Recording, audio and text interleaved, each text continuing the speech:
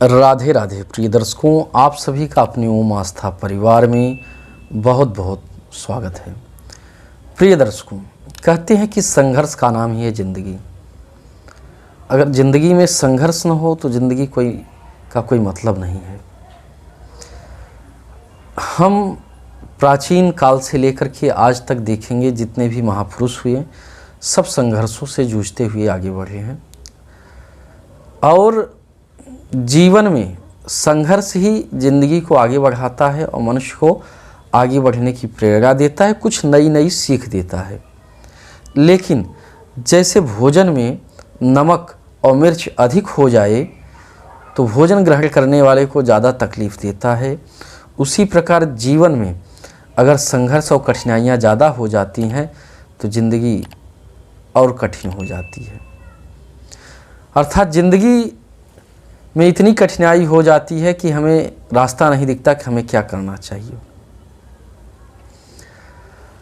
हम इस विषय पे आज चर्चा करेंगे। कहते हैं कि दुख में सुमिरन सब करे, सुख में करे न कोई, और सुख में सुमिरन सब करे तो दुख काहे के होई। कहते हैं कि जैसे मनुष्य दुख में आता है वैसे ही भगवान को भजना शुरू कर देता है, भगवान की शरण में जाता है, अपनी कुंडली की भाग्य दशा को देखना शुरू कर देता है। लेकिन जब वह प्रसन्नता में रहता है और खुशी में रहता है तो भगवान को भूल जाता है।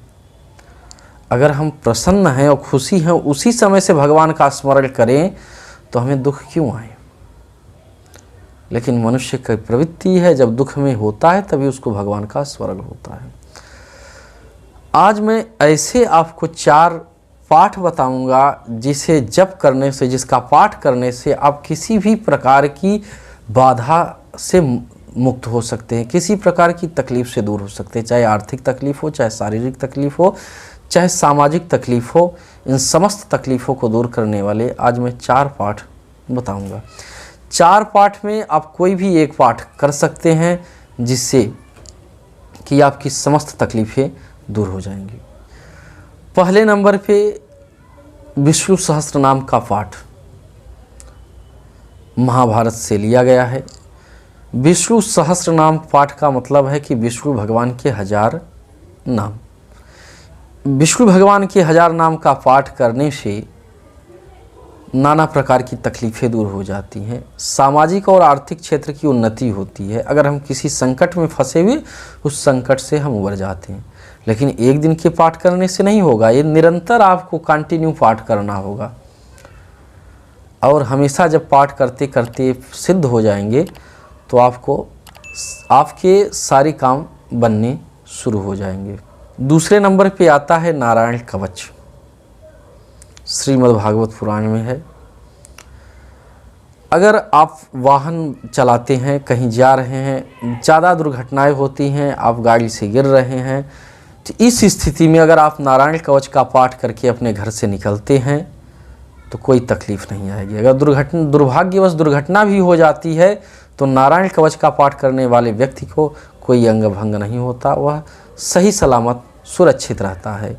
ऐसी भगवान नारायण कृपा से। नारायण कवच का ही मतलब है जैसे योद्धा युद्ध में जाते थे, कवच धारण करके जाते थे जिससे हमें कहीं अस्त्र शस्त्र चोट न पहुँचे, ठीक उसी प्रकार नारायण कवच का अगर पाठ करके हम कहीं घर से निकलते हैं तो हमारे शरीर के चारों तरफ एक सुरक्षा कवच हो जाता है भगवान नारायण का, जिससे हमें किसी प्रकार की तकलीफ नहीं होती है। तीसरे नंबर पे हम आते हैं, अगर आपको आर्थिक तंगी है, कर्ज ज़्यादा हो चुका है,